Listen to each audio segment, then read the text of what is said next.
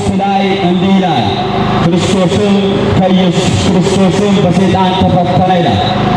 ይህ ከላይ ስትመለከቱ 4 ወንጌላውያን ስለ ጌታችን ስለ መድኃኒታችን ስለ ኢየሱስ ክርስቶስ መሲሁ ከድንግል ማርያም እንደሚወለድ አስቀድሞ ነቢያት ትንቢት የተናገሩለት፣ ድንግል በድንግልና ትጸንሳለች፣ በድንግልና ትወልዳለች፣ ስሙ ማን ትለዋለች?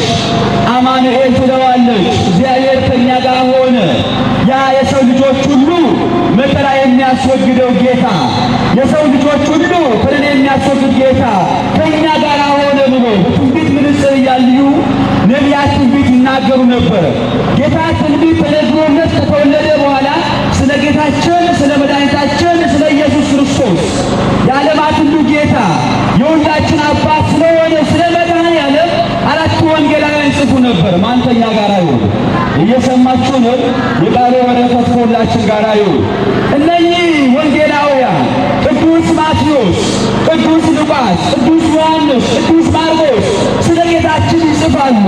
ይህ ማርቆስ ስለ ጌታ ሲጽፍ ዮሐንስ እንዲህ አለ፣ በምድረ በዳ የጮኩለት ጌታ እኔ በውሃ አጠምቃችኋለሁ፣ እኔ በውሃ አጠምቃችኋለሁ፣ ነገር ግን በኋላ የሚመጣ በምን አጠምቃችኋል? በእሳት ያጠምቃችኋል። እሱ ኃያል ነው፣ እሱ ፈጣሪ ነው። እኔ ፍጡር ነኝ፣ እሱ ፈጣሪ ነው። እኔ ምድራዊ ነኝ፣ እሱ ሰማያዊ ነው። እኔ በውሃ ሳጠምቃችሁ እናንተና እኔ የፈጠረ ፈጣሪ በምን አጠምቃችኋል? በእሳት ያጠምቃችኋል ተብሎ ትንቢት ይናገርለታል። እኔ የጫማው ጠፍር መፍታት የማይገባኝ ባሪያ ነኝ። ክርስቲያኖች አንድ ነገር ይጠይቃችሁ። ዛሬ እኛ እንኳን የጠቅላይ ሚኒስትር አማካሪ ብንሆን ባሪያ ነን ብለን ራሳችን ዝቅ እናደርግ። ማን ከእኛ ጋር ይሁን? እግዚአብሔር ከሁላችን ጋር ይሁን። ሰዎች ስለ እግዚአብሔር ሲገባቸው፣ ስለ አምላካቸው ሲገባቸው፣ የሚያገለግሉትን ጌታ ሲያውቁ እኔ ባሪያ ነኝ ይላሉ። እኔ ከሁሉ በላይ ታናሽ ብላቴና ነኝ ይላሉ።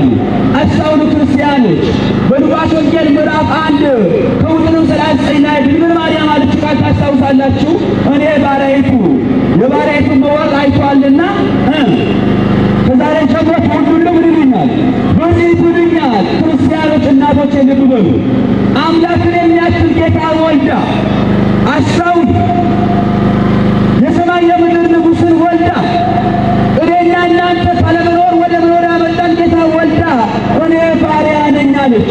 ይህንን ቃል ዮሐንስ ሲደግመው እኔ የጫማ ጠፍር መፍታት የማይገባኝ ባሪያው ነኝ። ማን ከእኛ ጋር ይሁን? እግዚአብሔር ከሁላችን ጋር ይሁን። ክርስቲያኖች ሰው በመንፈስ ቅዱስ ሲሞላ፣ ክርስቲያኖች ሰው እውነተኛ አማኝ ሲሆን እኔ ከሁሉ ታናሽ ነኝ ይላል። ማን ከእኛ ጋር ይሁን? እየሰማችሁ ነው? እግዚአብሔር ከሁላችን ጋር ይሁን። እዩ ክርስቲያን ሁልጊዜ ስለ አምላኩ ራሱ ዝቅ የሚያደርግ ነው። ተመልከቱ፣ ዳዊት እንዳለ ገርማችኋል። እኔ ትቢያ ስሆን እኔ ትቢያ ነኝ፣ ጳውሎስ ጭንጋፋ ነኝ አለ። እያንዳንዳችን በእግዚአብሔር ቸርነት ተቆሙ። የእግዚአብሔር ምሕረት ይበዛልን። ማን ነው ያቆመን? ማን ነው የረዳን? እግዚአብሔር ነው። እንደ ራሳችን ክፋት እንደኛ ተንኮል ቢሆን በዚህ ሰገነት ማን ያቆመን ነበር? እግዚአብሔር ከሁላችን ጋር ይሁን። ወገኖቼ ሆይ እግዚአብሔርን አስቡ። የሌላ እናንተ ፈጣሪን አስቡ። እኔ አንድ ነገር ጠየቃችሁ፣ እየሰማችሁኝ ነው? እግዚአብሔር ከሁላችን ጋር ይሁን። በዛሬ ቀን ላይ እያንዳንዳችሁ መልካም የዋለላችሁን ወዳጆቻችሁ አስቡ ብላችሁ ምናልባት በሚገባችሁ ቋንቋ ልንገራችሁ። ወጣቶች እህቶቼ፣ ወጣቶች ወንድሞቼ፣ ስለ እናታችሁ ጠይቃችሁ ስለ እናታችሁ መከራ፣ ስለ እናታችሁ ፍቅር ማሰብ አይቻልም? ስለ አባቶቻችን ማሰብ ይቻላል። ወዳጆቻችን ማሰብ እንችላለን። መልካም የዋሉልን፣ ግብዣ ያደረጉልን፣ ከመከራ ያነሱን ሰዎች፣ ከስቃይ ያነሱን ሰዎች፣ ወድቀን ሳለን አይዞ ያሉ ሰዎች መርሳት አይቻልም። አናስታውሳቸው? እናስታውሳለን። በል እንግዲህ አሁን መድኃኔዓለም ፈጣሪ ሲሆን እንደ ፍጡር፣ መድኃኔዓለም ከሺ ሲሆን እንደ ባሪያ። ማንም ተራ ሰዎች ያኔ እኮ ክርስቶስ በማር መጠመቅ ይችል ነበር? አይችልም? ይችላል። ሁሉ የፈጣሪ እኮ ይችላል። እግዚአብሔር በወይን መጠመቅ ይችላል። ሁሉ የፈጣሪ ነው። ሰማይና ምድር እንኳን የእጁ ሥራ ነው። አይደለም ወይ? ሲከፍ አድርጋችሁ እግዚአብሔር አመስግኑ። ስሙ የተመሰገነ ነው። እግዚአብሔር የፈጠረን ክርስቲያኖች ይህን ፈጣሪ አስቡ፣ እግዚአብሔርን አስቡ። ይህ ጌታ ዮሐንስ በምድረ በዳ እየጮኸለት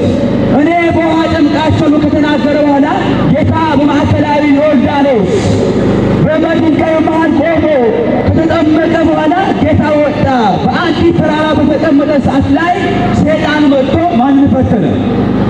ማንን ፈተነ? ክርስቶስን ፈተነ። የትምህርት ዋና መሰረት ላይ ቦታ ነው። ክርስቲያኖች የሰው ልጅ በሕይወቱ ይፈተናል። አንፈተንም? እንርጋለን አናጣም ወይ? እናጣለን። አንራብም ወይ? እንራባለን። እናለቅሳለን። ችግሮች ይኖራሉ፣ መከራዎች ይኖራሉ፣ ጨለማዎች ይበረታሉ። ወገኖቼ ሆይ እኔና እናንተ በፈጠረ ጌታ ተርቧል እኮ። እኔና እናንተ የፈጠረ አምላክ እኮ ወድቋል እኮ። እኔና እናንተ የፈጠረ ፈጣሪ እኮ በሰዎች እጅ እኮ ተገርፏል። ማን ከእኛ ጋር ይሁን? እግዚአብሔር ከሁላችን ጋር ይሁን። ጌታችን እንኳን ሰይጣን የፈጠረው ማን ነው? መልሱን። እየሰማችሁ ነው አባቶች? ይተጓጋና እግዚአብሔር ከሁላችን ጋር ይሁን። ሰይጣን የፈጠረው ማን ነው?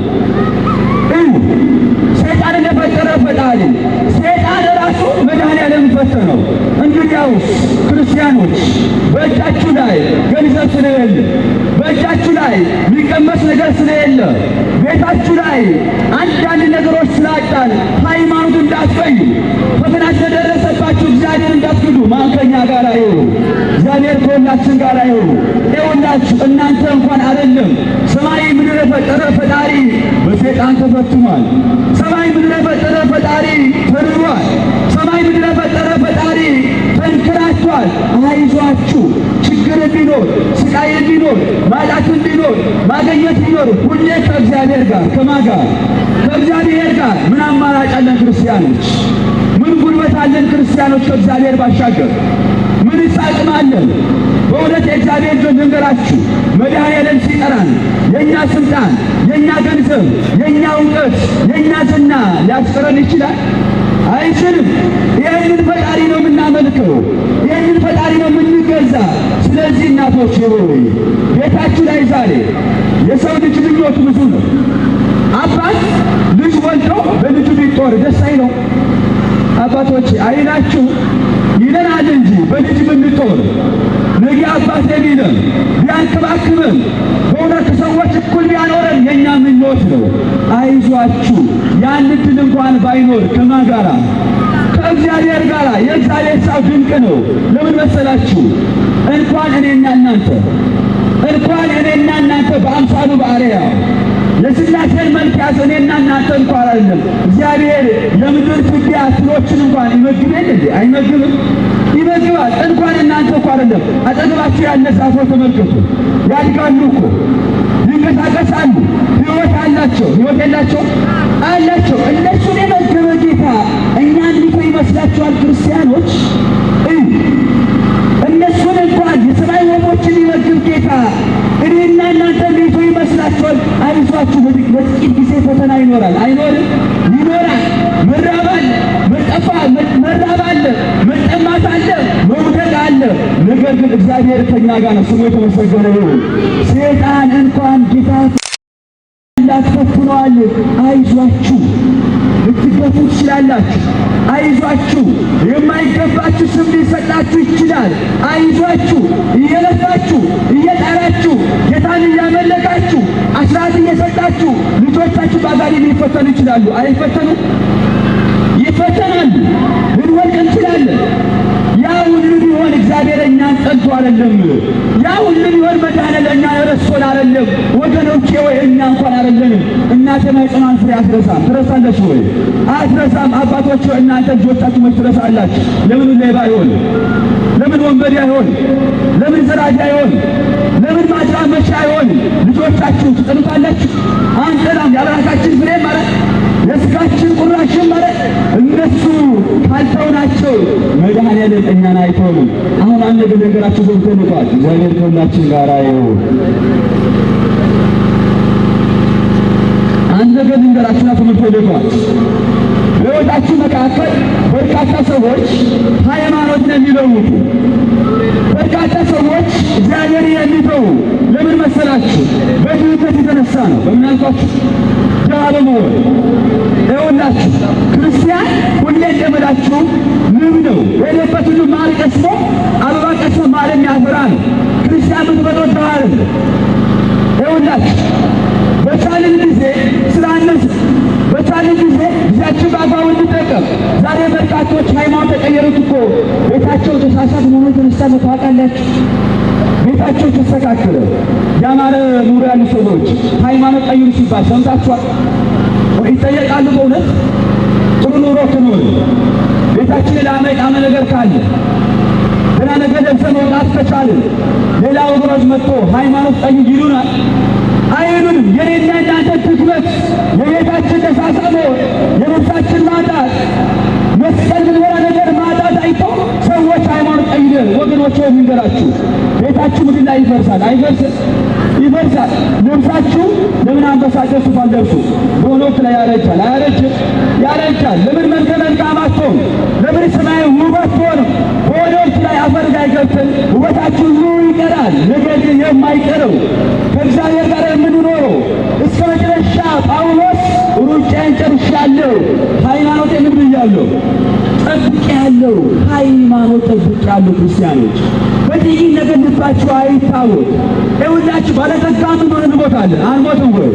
እንሞታለን። ድሃ ምንሆን እንሞታለን። ከሆነ ወቅት በኋላ ታሪክ ይረሳል። ጌታ በሚያውቀው ነው። ታሪክ ይረሳል። ትናንትና አባይን ያስጀመሩ ትልልቅ ሰዎች ዝነኛ የነበሩ እነ ኢንጂነር ስመኘው ያኔ በታሪክ ደረጃ ይነሳ ነበር። ዛሬ ሞተው ተሰናብተዋል። የሰው ታሪክ እንዲህ ነው። ስለዚህ ሃይማኖታችሁ ጠብቁ። ብትራቡ እግዚአብሔር ከእናንተ ጋር ነው። መከራ ሊኖርባችሁ እግዚአብሔር ከእናንተ ጋር ነው። ችግር ሊኖርበት ዝም ይቀራል። አይቀርም ወይ? ይቀራል። ሁላችንም የምንሄደው ወደ መድኃኔዓለም ነው። ወገኖቼ ሆይ ወደ ፈጠረ ፈጣሪ ስንሄድ ታሪክ ሁሉ በሁለት ቤት መቃብር ሲያገኝ ስለሚያበቃ የዛሬው ሩጫችን፣ የዛሬ ገንዘባችን፣ የዛሬ ስልጣናችን፣ የዛሬ ዝናችን በሁለት ሜትር ላይ ይቀራል። የማይቀረው ከእግዚአብሔር ጋር የሚያኖረን እስከ መጨረሻ ጸንተን በዚህች ሃይማኖት ነው። እንድንጸና ማን ይርዳን? ማን ያግዘን? ወገኖቼ ዛሬ ክርስቲያን ነበራችሁ ነገ ምናፍቅ ከመባል፣ ዛሬ ጨዋዎች ነበራችሁ ነገ ባለጌ ከመባል ማን ይጠብቀን? በእውነት የአባቶቻችን በረከት ከሁላችን ጋር ይሁን። እግዚአብሔር ይስጠን። ይቆየን።